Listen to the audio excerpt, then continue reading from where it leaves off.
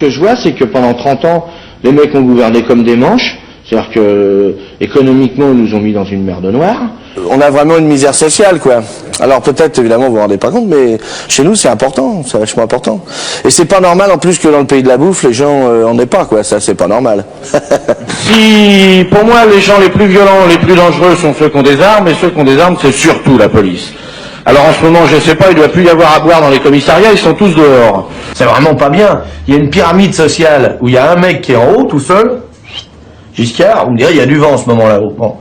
Parce qu'il y a beaucoup de mecs qui veulent sa place. Et plus on descend, plus on est nombreux. Et quand on arrive en bas, on est vraiment dans la merde.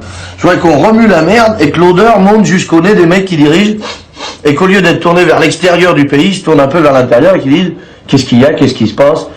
Qu'est-ce qu'ils ont, ceux-là? Ah merde, on leur prend tout leur pognon. Ah oui, il faudrait leur en laisser un peu. Si on passe tout le temps et même à la télévision, alors si on écoute tout le temps que les conneries, eh ben vous finissez par les acheter. Mais vous n'êtes pas responsable et raisonnable non plus. Vous n'êtes pas raisonnable.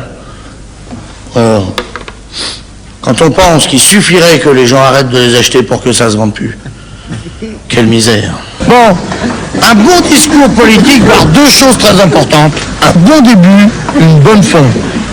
Et si possible, que les deux soient le plus près possible l'un de l'autre.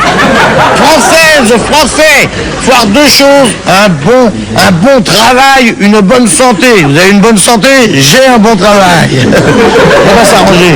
Parce que normalement, il y en a tout le temps qui gaulent du pognon, on dit, oh, il est parti avec la caisse. Normalement, on n'a pas le droit de piquer dans l'État. C'est écrit dans la Constitution de 1958. On y soit qui manigance. Mais les mecs, tu penses, une fois qu'ils sont là, hein, on dit, ah bah, au lieu de mettre des crédits pour les écoles, ils en font pour les prisons, tu parles. Quand t'es ministre, il y a un truc que t'es sûr, c'est que tu retourneras pas à l'école, hein. Tandis qu'en prison, faut voir. Alors pour les hommes politiques, j'ai aussi un message, c'est ça. Et puis, pour ce que je crois à leur sincérité, j'ai un autre message, c'est ça. Voilà. Mais en dehors de ça, j'ai rien. J'ai voté pour rien pendant longtemps. Les autres, en tout cas, ont fait comme moi, ils ont voté pour rien. Aujourd'hui, on va voter pour quelqu'un qui, politiquement, n'est rien. Ils nous prennent pour des imbéciles, votons pour un imbécile. Moi, ça m'épate de... Je me dis, tiens, mais c'est marrant quand même, les gens qui gouvernent, ils sont pas cons au point de pas demander leur avis aux gens que ça concerne. C'est ce qu'ils font. Ils vous demandent pas de votre avis ou vous n'avez pas d'avis? Qui c'est qui a un avis sur ce qu'il faudrait faire? Écoutez-moi, vous pensez tous que César est un con. Vous pensez que le consul et son conseiller sont des cons. Que les émirs, la police et l'armée sont des cons. Et vous pensez qu'ils vous prennent pour des cons. Et vous avez raison. Mais aussi, parce que depuis le temps qu'ils vous prennent pour des cons, avouez que vous êtes vraiment des cons. Jean-Louis Chopin à Gérard Grandjean, sur la musique de Pierre Bénichou et Marie Gros-Pierre, Misère.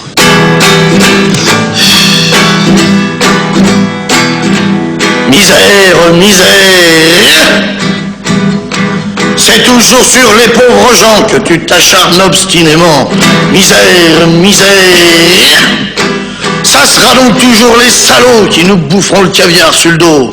Misère, misère, tu te fais l'ennemi des petits, tu te fais l'allié des pourris. Des pourris. L'argent